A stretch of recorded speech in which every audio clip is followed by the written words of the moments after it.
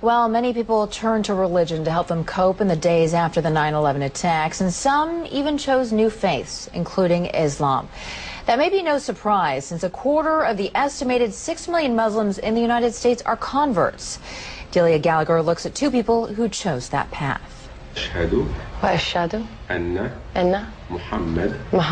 Allison Poole says this phrase 3 times in Arabic and then in English. There is no God but God. And I bear witness that Muhammad is the messenger of God. Is the messenger of God.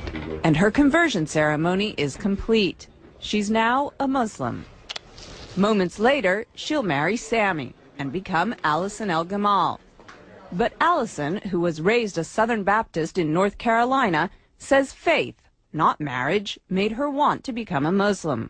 I think for a long time I've been looking for something. There's been like a piece missing. Always one little thing that maybe wasn't right.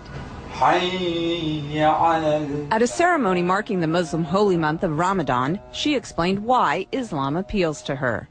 I think because it's much more about peace. I'm praying 5 times a day. It's kind of hard to go out and say bad things or do bad things when you're praying 5 times a day. You have to believe. The imam who married Allison says he's seen more American converts recently, in part because of the prominence of Islam in the news. It may sound paradoxical, but what happens is that when something becomes more in the news, people tend to want to know about it.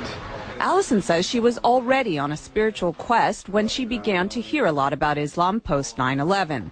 Barbara Cardebuke, another recent Muslim convert, says 9/11 also played a part in her conversion. After 9/11, I thought this is the time when people really have to start looking for real answers to get away from everybody fighting back and war. You have to start looking towards God. Barbara says through Islam she found a one-on-one relationship with God she was unable to find as a Roman Catholic. I always felt when you go to church you're praying to Jesus or you're doing Hail Marys. You're not, I used to think, well, where's God? She says her family has been mostly supportive of her conversion.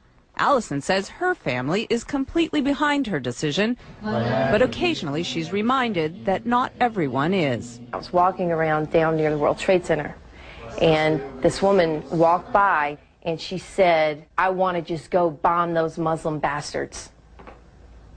And I heard her say it, and it really struck me, because I was like, you know what, that's me. This is something that's brought me a peace that I've never known.